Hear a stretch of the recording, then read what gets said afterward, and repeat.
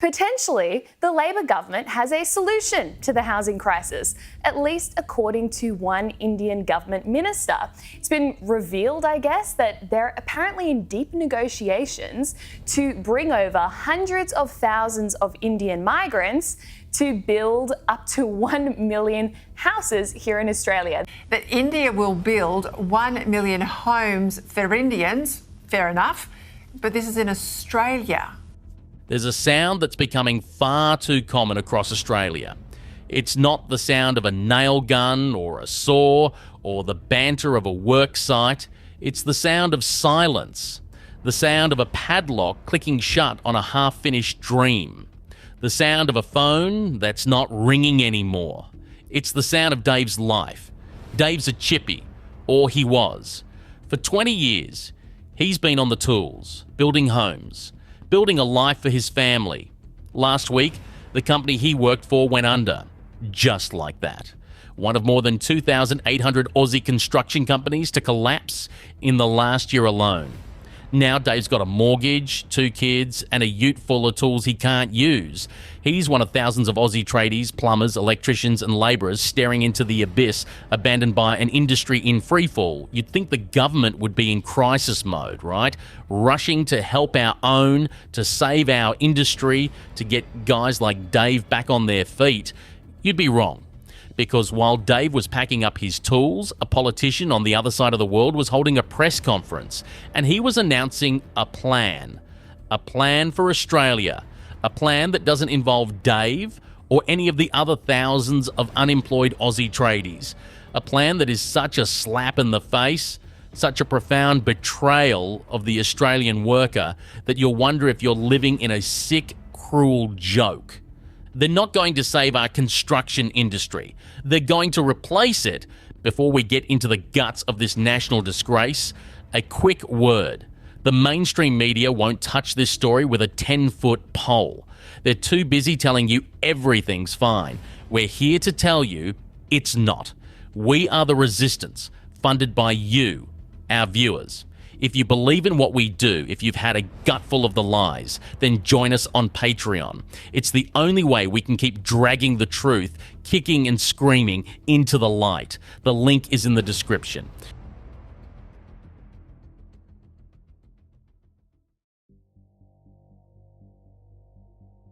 All right, let's get into it. On August 31st, while our construction industry was literally imploding, the Indian Commerce Minister, Piyush Goyal, stood up in Mumbai and made an announcement that should send a chill down the spine of every Australian. He said, and I'm quoting him directly, "I'm in deep negotiation with my counterpart in Australia to create 1 million homes." Do the math on 1 million homes, and you'll realize the mind-boggling opportunity. You could have hundreds of thousands of Indian labor go to Australia, lakhs of people who can go there, help to construct good quality modern buildings. 1 million homes. But here's the kicker. Who's going to build them? Aussie tradies like Dave? Don't make me laugh. Goyal laid out the plan. India would send Indian workers to Australia. They'd get some on-the-job training to learn our local standards, and they'd build the houses. And the price tag for this fantasy project? $500 billion, $500 billion. And where's that money coming from? China? The World Bank? Nope. Goyal announced he'd already approached the United Arab Emirates to see if they'd like to partner on the deal and fund this massive opportunity. Let that sink in. A deal negotiated in India to use Indian workers, funded by Middle Eastern money, to build 1 million homes in our backyard, all while our own construction industry is being decimated and our own workers are being sent to the unemployment line. You couldn't make this stuff up. It's an insult of the highest order. It's a declaration that Australian workers, Australian skills, and the Australian industry are worthless. And the most infuriating part, there has been zero official confirmation from our own government, not a peep from the Prime Minister, not a press conference from the Housing Minister. This $500 billion plan to reshape our nation was announced in a foreign country, and our own leaders have treated us, the Australian people, with complete and utter contemptuous silence. The construction industry crisis affecting everyone from tradies to families and small businesses. To understand just how insane this proposal is, you need to understand the absolute bloodbath that's happening in our construction sector right now. This isn't some minor downturn. This is a full-blown crisis, a meltdown. In the last financial year alone, 2,832 building companies went insolvent. That's a 28% increase on the year before. It's the highest number in a decade. We're talking about companies that have been around for 30, 40 years, just vanishing overnight. Big names like Porter Davis, family companies like Ian Cubitt's Granny Flats, which left over 120 projects frozen when it collapsed. This isn't just numbers on a spreadsheet. This is thousands of Daves, thousands of families who have lost everything. It's a domino effect of destruction. The builder goes down, and he takes the sparky, the plumber, the plasterer, and the painter with him. It's a tsunami of financial ruin ripping through our suburbs. And what about the homeowners? They're the other victims in this horror show. Hundreds of thousands of Aussie families are stranded with half-built homes. Their life savings, their deposits, gone. Vanished into the black hole of a builder's general bank account because our government doesn't have the guts to mandate trust accounts to protect consumers. People are left with a concrete slab and a mountain of debt with no hope of ever seeing their home finished. Our system is broken, and this isn't a secret.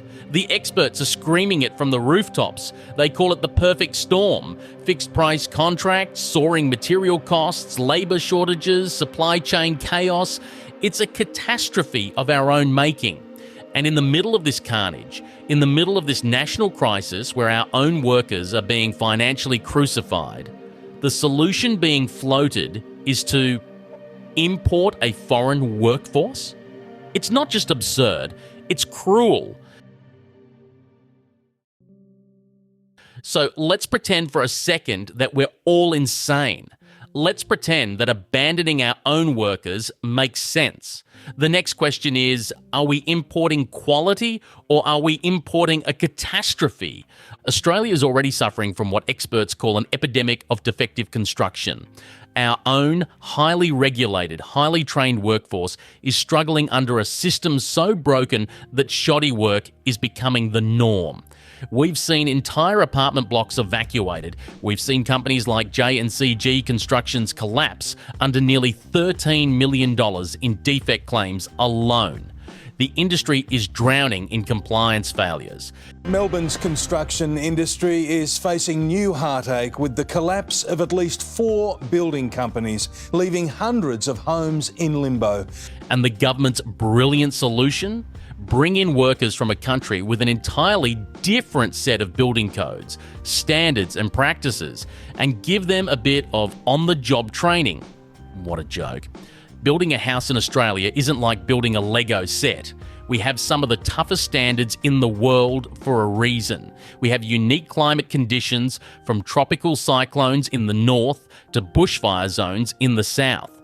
We have specific requirements for materials, for wiring, for plumbing, for structural integrity. This isn't something you learn in a weekend TAFE course. It takes years of apprenticeship and experience. The idea that you can take a workforce unfamiliar with our systems and have them build 1 million homes without creating a tidal wave of defects is dangerously naive. Who is going to supervise them? Who's going to certify their work? Our own regulatory system is already a basket case. It can't even handle the builders we have now. How is it going to handle a massive influx of workers who need to be trained from the ground up? This isn't a plan to build homes. This is a plan to build slums. It's a recipe for a multi-billion-dollar disaster of leaky roofs, cracked walls, and electrical fires. We are already paying the price for a poorly regulated industry. Importing a workforce that needs training on the job is like pouring gasoline on a raging inferno. So if this plan is so obviously catastrophically stupid, why is it even on the table? As always, you have to follow the money. Who really benefits from this $500 billion fantasy? It's not Aussie tradies. They're left to rot.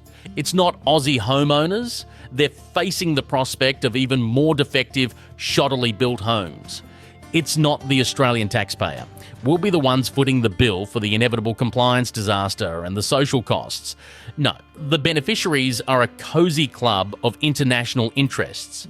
It's the Indian government looking to create jobs for its own population. It's the UAE looking for a place to park $500 billion in investment. It's the multinational corporations who will no doubt be involved in managing this logistical nightmare, all while taking their cut. This is the endgame of a government that has given up on its own people. They have failed to manage the economy. They have failed to control inflation. They have failed to fix the housing crisis. They have failed to support our own construction industry. And now their solution is to sell us out, to bypass the entire Australian workforce and hand over a foundational pillar of our nation, housing, to foreign interests. It's a betrayal of the highest order. It's an admission of failure. They are telling us loud and clear that they would rather import a problem than solve one. They would rather create a parallel construction industry dependent on foreign workers and foreign money than do the hard work of fixing our own. This isn't just about a housing deal. This is about what kind of country we want to be. Do we want to be a nation that stands by its own workers? A nation that values quality, compliance, and a fair go? Or do we want to be a cheap labour market, a dumping ground for foreign capital, where our own people are treated as an inconvenience? This proposal, this $500 billion insult, needs to be called out for what it is: a declaration of war on the Australian worker. It's a plan to turn our housing crisis into a compliance catastrophe and our unemployment crisis into a permanent state of being for thousands of Aussie tradies. We cannot let this happen. We cannot stand by while they sell our future to the highest bidder. The silence from Canberra is deafening, and it's a silence of contempt. It's time we made some noise. It's time they remembered who they work for. If you've had a gutful, if you're ready to fight back, then you know what to do. Join our community on Patreon. Every dollar helps us fight for guys like Dave, for the future of our industries, and for the soul of our nation. We're not just reporting on the crisis, we're fighting it. Join us. To see the latest Australian crisis, click this video here.